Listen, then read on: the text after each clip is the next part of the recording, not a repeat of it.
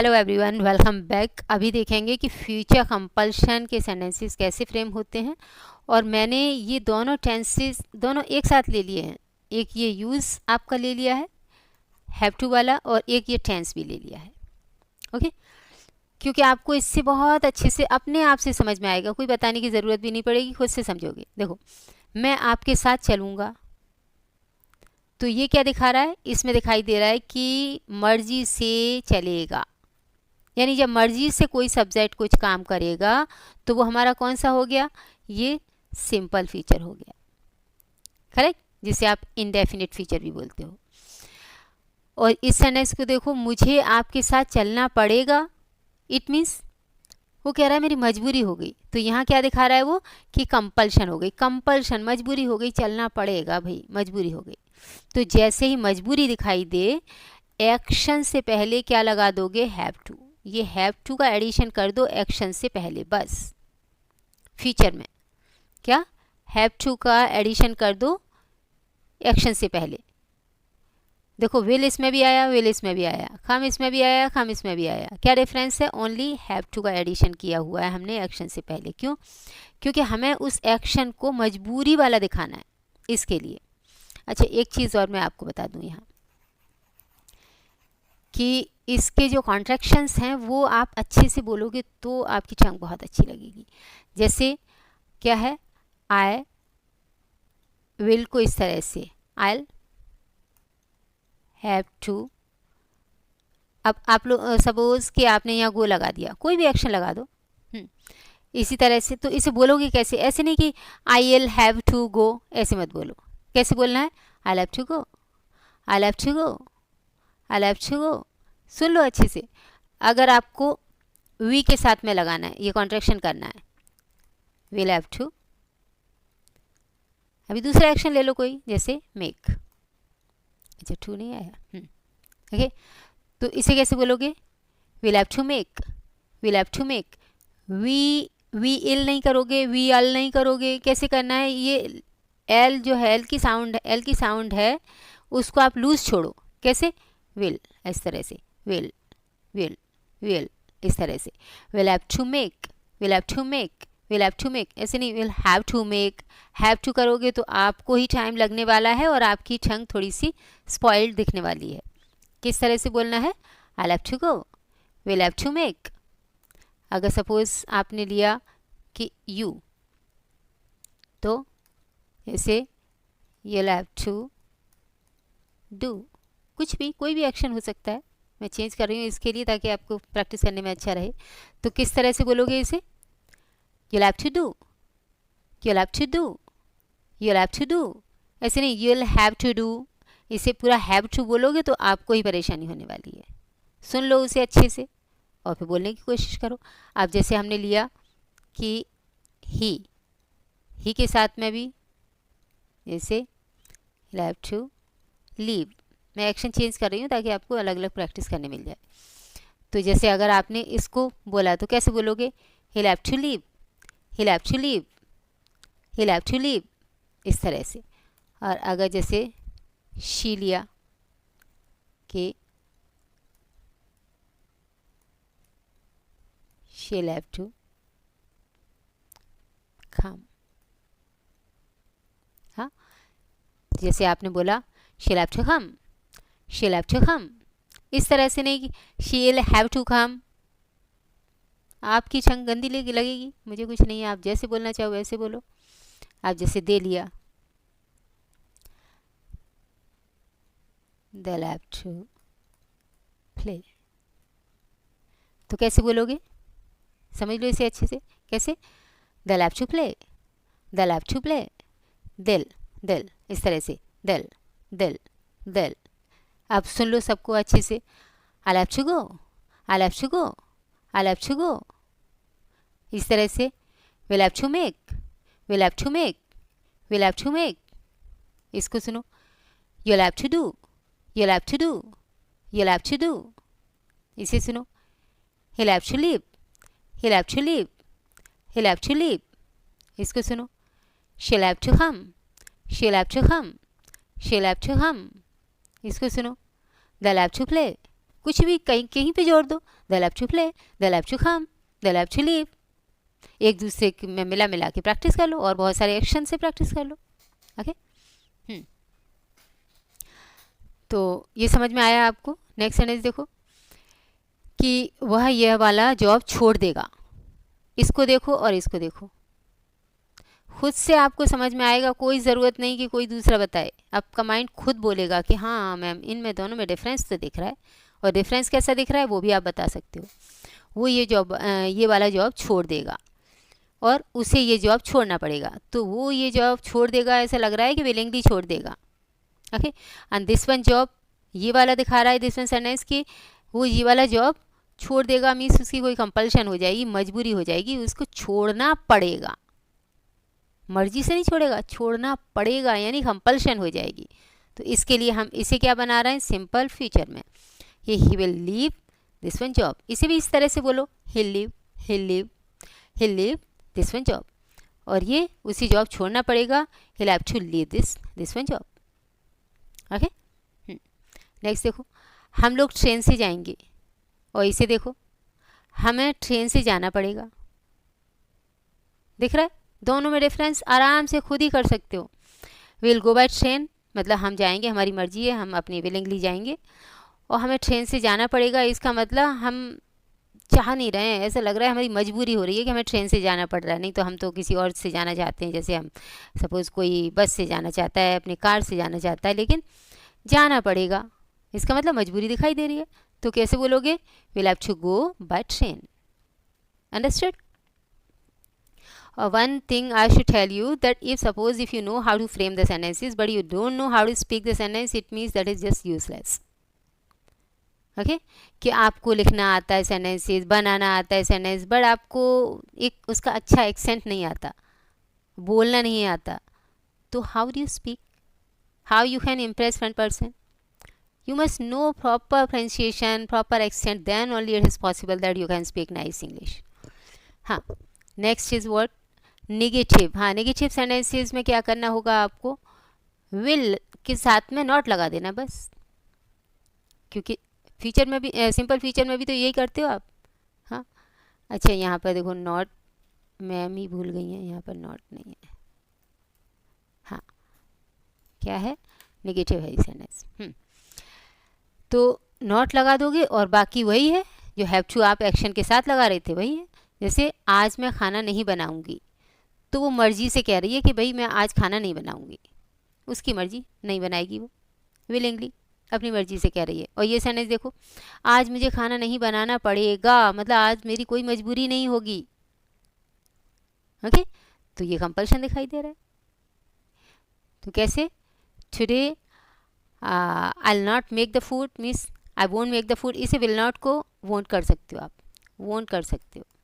Okay, won't, ध्यान रखना, इसको मैं कई बार बता चुकी हूँ, ये वोंट है। क्या है ये, वोंट, ओ की साउंड लेकर के आओगे, वोंट, इसे वांट मत बोल देना, वांट अलग होता है, ये होता है, ये होता है वांट, ये समझ लो अच्छे से। आज मैं खाना नहीं बनाऊंगी, तो I will not make the food या I won't make the food, कुछ भी बोलो। आज मुझे खाना नहीं बनाना पड़ेगा, तो I will not have to cook, ऐसे बोलो। कुक अगर आपने लगाया तो वहाँ पे फूड लगाने की ज़रूरत भी नहीं है, कुक द फूड लगाने की कोई ज़रूरत ही नहीं है। अगर आपने लगा दिया इस पे, जैसे स्पीकिंग में आपकी छंग से निकल गया, तो बहुत बड़ा तूफान भी नहीं आ रहा है। ओके, हाँ, लेकिन कुक का मतलब ये होता है खाना बनाना, इसके लिए इसके आगे ज़रूरत नहीं होती। हाँ, नेक्स्ट सेंटेंस क्या है कि today I won't have to make the food, make लगाओगे तो आप फूड लगाना है। अब ये बहुत ज़्यादा ऐसा एनालिसिस करते रहते हैं कैंडिडेट्स के, अरे भाई मेक यहाँ आएगा कि कुक यहाँ आएगा कि ये वहाँ आएगा कि वो वहाँ आएगा, कुछ भी नहीं आएगा, बस जो आए आपको बनाने को, बस how to speak only, you must know how to speak, बस स्पीकिंग आनी चाहिए। यही रीज़न है कि जो vernacular medium candidates are there no, they always use to calculate that this is right, that is right, this is right, that is right, that is wrong, this is right. Okay, that's the reason they are not able to speak. और जो English medium students हैं उनके छंग पे जो आया उन्होंने बोल दिया, इसके लिए वो फ्लुएंट होते हैं। तो आप लोग अपने आप को फ्री करो पहले। ओके, जो मर्जी आए इधर, कुक बना दिया सेंटेंस, तो ये भी कोई बात नहीं है, ये बना दिया कोई बात नहीं है, टेंशन मत लिया करो ज़्यादा। तो क्या है, इसे क्या बोलेंगे, वोंट। और इसका जो वोंट जब बोलोगे तो ठीक हो, आप उस पर प्रेशर नहीं डालोगे। कैसे, वोंट, वोंट, इसको ठीक को प्रेशर नहीं डाला जाता। वोंट कैसे, today I won't have to make the food, इस तरह से, I won't have to make the food, इस तरह से। नेक्स्ट सेंटेंस देखो, कल वह ऑफिस नहीं जाएगा, तो he will not go to office tomorrow, कल वो ऑफिस नहीं जाएगा। तो ये आपको इससे कंपैरिजन कर लो, कल उसे ऑफिस नहीं जाना पड़ेगा, दिख रहा है, इसमें कंपल्शन है और इसमें विलिंगली कह रहा है कि वो नहीं जाएगा, उसकी मर्जी। He will not go to office tomorrow, और ये क्या कह रहा है, कल उसे ऑफिस नहीं जाना पड़ेगा tomorrow, he will not have to go to the office. अब यहाँ पर इसको आप वोंट कर सकते थे, और ये चीज़ पे भी ध्यान दो, ये मैंने जो टुमारो है यहाँ लास्ट में रखा हुआ है और ये फर्स्ट में रखा है, इसमें देखो टुडे फर्स्ट में रख दिया है। ये आप सोचते होगे कि ये तो गलत है, ये तो गलत है, क्योंकि ईटीसी वर्ड हमेशा लास्ट में आते हैं। स्पीकिंग में ऐसा कोई रूल नहीं होता, स्पीकिंग में आप जहाँ आपको कंफर्टेबल जाता है वहाँ पर बनाओ और try to speak fluently. Main thing is that you must be fluent. क्या है, tomorrow he won't have to go to the office, बस हो गया। नेक्स्ट, कल मैं उसे कॉल नहीं करूँगा, और इसे देखो, अब मुझे उसे कॉल नहीं करना पड़ेगा। अच्छा, अब है इसमें भी, अब मैं उसे कॉल नहीं करूँगा, अब मुझे उसे कॉल नहीं करना पड़ेगा। दोनों में डिफरेंस देख लो, अब मुझे कॉल नहीं करूँगा यानी कि वो मर्जी से कह रहा है, और ये कह रहा है अब मेरी कोई मजबूरी नहीं होगी, मुझे नहीं करना पड़ेगा, ये कंपल्शन। ओके, तो ये क्या है, now I won't call her, I won't make her a call, ये मेक अ कॉल भी लगा सकते थे, या कॉल हर, फ़ोन हर, जो मर्जी आए बोलो, बस बोलो। तो ये क्या है, now I won't have to call her, हो गया। अच्छा, इंट्रोगेटिव सेंटेंसेस, इनमें जो चॉइस इंट्रोगेटिव सेंटेंसेस होते हैं वो इस तरह से फ्रेम होते हैं। कहने का मीन्स, जिनमें आप ये पूछते हो किसी से, यस नो का आंसर मांगते हो कि क्या तुम वहाँ जाओगे, तो क्या तुम्हें वहाँ जाना पड़ेगा, क्या तुम्हें ये काम करना पड़ेगा, क्या तुम ये काम करोगे, इस तरह के सेंटेंसेस। तो उसमें सब्जेक्ट से पहले आप विल लगाओगे, और फिर अगर नॉट है उसमें तो नॉट यहाँ लगा दो, और स्पीकिंग में तो नॉट इसी के साथ आ जाएगा, वोंट के साथ। ओके, और फिर हैव टू के साथ में एक्शन की फर्स्ट फॉर्म। और डबल इंट्रोगेटिव जो सेंटेंसेस होते हैं, यानी कि जिसमें WH वर्ड्स होते हैं, तो उनको उससे भी पहले रखना होता है, यानी फॉर्मूला यही रहता है, लेकिन इससे भी पहले यहाँ पर ये आया, उसके बाद में ये पूरा सेम फॉर्मूला है। हाँ, पहले सेंटेंसेस देखो तो आप खुद समझ में आएगा। क्या आप उसके साथ जाओगे, और इससे देखो, क्या आपको उसके साथ जाना पड़ेगा, तो दोनों में डिफरेंस दिख रहा है। क्या आप उसके साथ जाओगे यानी कि मर्जी होगी आपकी, मर्जी से जाओगे, और ये कह रहा है कि जाना पड़ेगा, क्या मीन्स क्या आपकी मजबूरी हो जाएगी, साफ साफ दिख रहा है। तो जब दिखे कि मर्जी से ये काम करोगे तो आपका सिर्फ विल है, यानी सिंपल फ्यूचर ही तो है, तो विल लगाया और सब्जेक्ट के बाद में आपने ये एक्शन का फर्स्ट फॉर्म लगा दिया। ये विल क्यों लगाया हमने सब्जेक्ट से पहले जबकि सब्जेक्ट के बाद में आ रहा था, क्यों, क्योंकि हमें ये क्या निकालना है, यानी इंट्रोगेटिव सेंटेंस हो गया तो क्या निकालना है, इसके लिए ये विल हमने सब्जेक्ट से पहले रख दिया। अब ये क्या का मीनिंग भी दे रहा है और ये टेंस भी बता रहा है। ओके, और ये देखो कि क्या आपको उसके साथ जाना पड़ेगा, will you have to come with him, means क्या आपको उसके साथ जाना पड़ेगा, तो हैव टू के साथ में हमने ये एक्शन लगाया। ओके, यानी कि विल यहाँ पर भी वही किया हमने, क्या निकालने के लिए विल लगाया, will you have to come with him, हो गया, बस हैव टू ऐड कर दिया हमने, किस लिए, कंपल्शन दिखाने के लिए। क्या वह एक नया फ़ोन खरीदेगा, और इसको देख लो, क्या उसे एक नया फ़ोन ख़रीदना पड़ेगा, तो ये क्या निकालने के लिए हमने विल लगाया, यहाँ पर भी क्या निकालने के लिए विल लगाया सब्जेक्ट से पहले, वरना ये विल बाद में आता। ओके, यहाँ उसके बाद में फ़ौरन एक्शन आ रहा है डायरेक्टली, और यहाँ पर एक्शन से पहले क्या आ रहा है, ये हैव टू, क्यों, क्योंकि मजबूरी शो करने के लिए। हाँ, ये सेंटेंस क्या जा रहा है, will you purchase a new phone, और ये क्या जा रहा है, will you have to purchase a new phone.